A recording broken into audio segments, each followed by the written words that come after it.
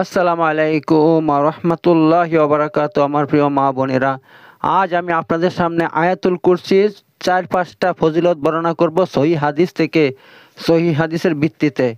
কারণ অনেকে সহিহ হাদিস থেকে তার ফজিলত বর্ণনা করে না, মন করা যা তা বলে। তো চলুন আজ আমি আপনাদের সামনে সহিহ হাদিস থেকে আয়াতুল কুরসির ফজিলত বর্ণনা করব। কিন্তু তার আগে একটা কঠিন হাদিস বর্ণনা করব।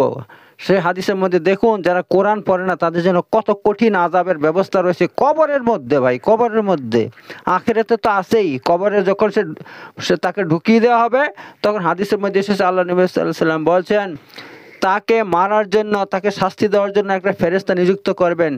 কাকে?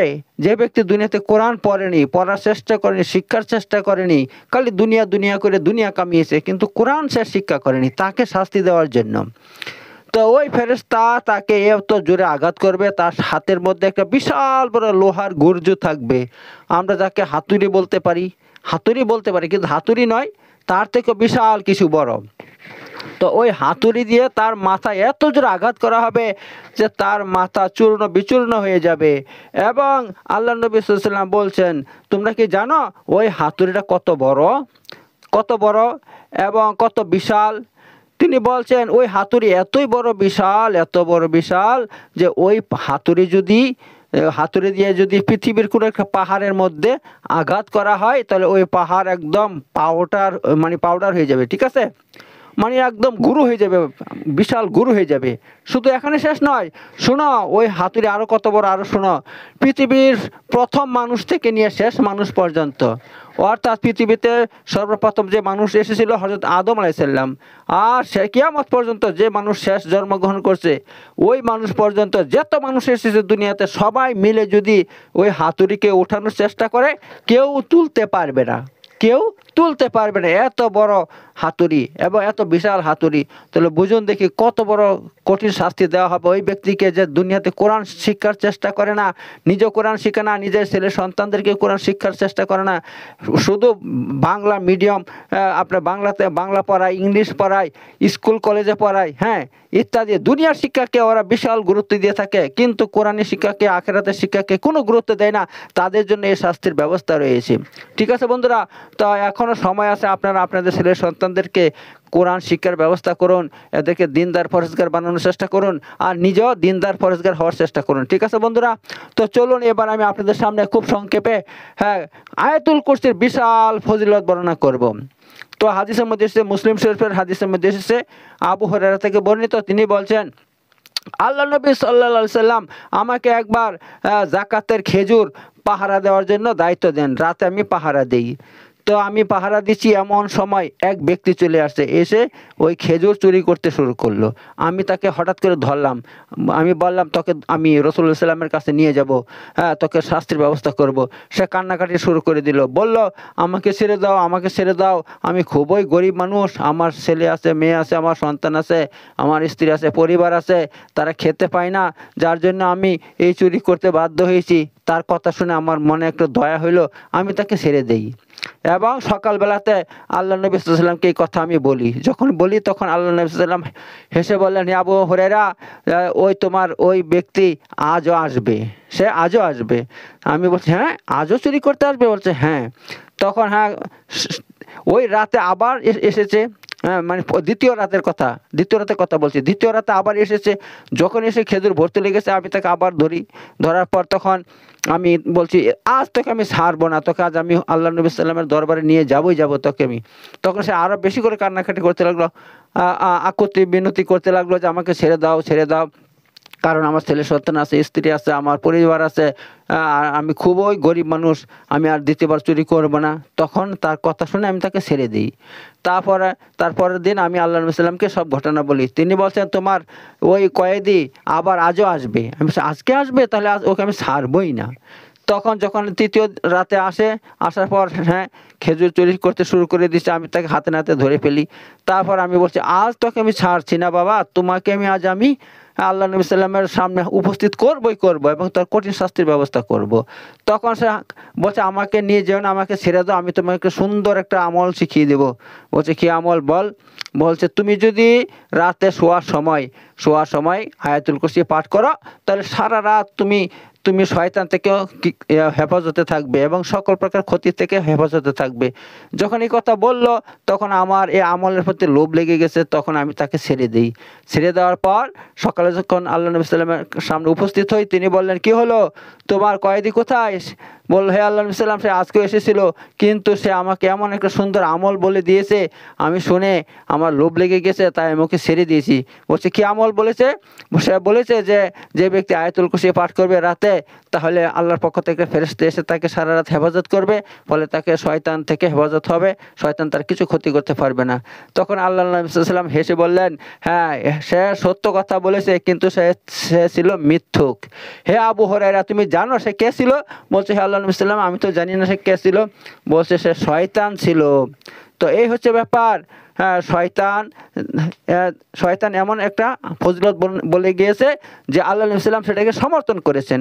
এত যে ব্যক্তি শোয়ার সময় আয়াতুল কুরসি পাঠ করবে, সারা রাত সে কি হবে, তার সকল প্রকার ক্ষতি থেকে সে হেফাজতে থাকবে।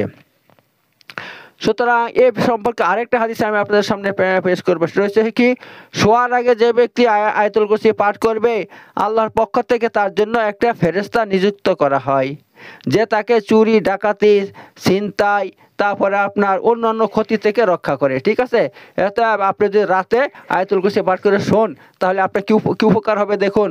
আপনার বাড়িতে যদি চোর ডাকাত আসে, তাহলে এটা কিন্তু শয়তানে খুলে দেয়, দরজা খুলে দেওয়ার ব্যবস্থা করে।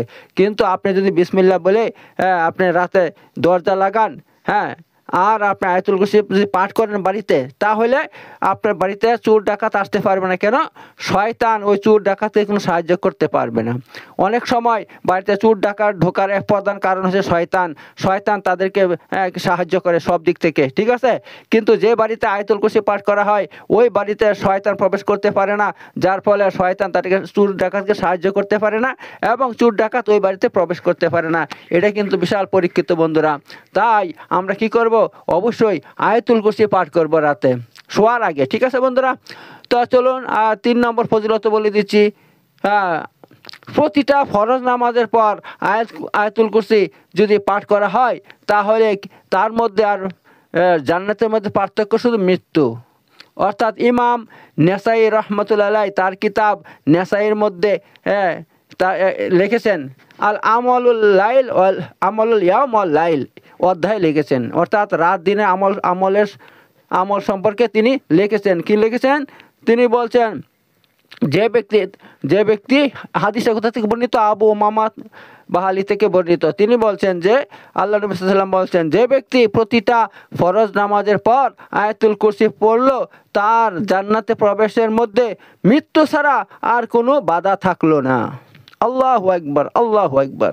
যদি আমরা ফরজ নামাজের পর একবার আয়াতুল কুরসি পাঠ করি, তাহলে জান্নাতে প্রবেশের মধ্যে মৃত্যু ছাড়া কোনো বাধা থাকবে না, সে মরবে আর জান্নাতে প্রবেশ করবে। কিন্তু এটা তখনই সম্ভব যখন আপনি সালাম ফেরানোর সঙ্গে সঙ্গে আয়াতুল কুরসি পাঠ করবেন। যদি আপনি সালাম ফেরানোর সঙ্গে সঙ্গে অন্য কিছু পড়েন, তাহলে কিন্তু এই ফজিলত আপনি পাবেন না। অথচ বড় দুঃখের কথা, আমাদের মধ্যে অনেক জাহেল মৌলবী আছে, বেদাতি মৌলবী আছে, তারা সালাম ফেরানোর সঙ্গে সঙ্গে এ আমল না করে তারা মন করা সম্মিলিত দোয়া করে থাকে, যার ফলে রাসূল সাল্লামের এই সুন্নতি আমল ছুটে যায়।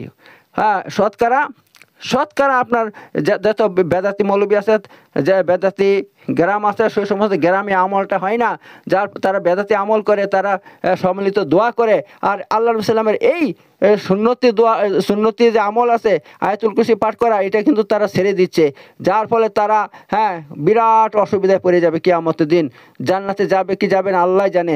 কিন্তু আপনি যদি এই আমলটা করেন, 100 বার জান্নাতে যেতে পারবেন। কারণ আমার কথা নয়, হযরত মুহাম্মদ মুস্তাফা সাল্লামের কথা, হযরত মুহাম্মদ মুস্তাফা সাল্লামের গ্যারান্টি।